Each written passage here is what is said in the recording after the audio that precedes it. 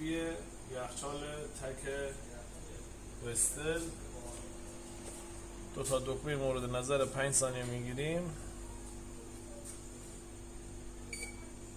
میره رو حالت دستی. دکمه رو میزنیم میاریم رو حالت، 3 باری دکمه پایین میزنیم میاره رو حالت.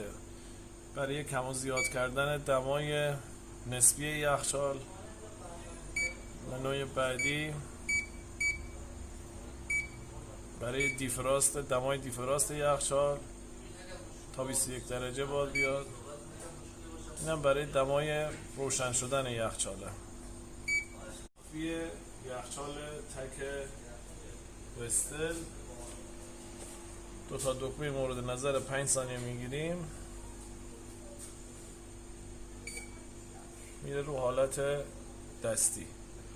دکمه رو میزنیم میاریم رو حالت، 3 باری دکمه پایین میزنیم میاره رو حالت.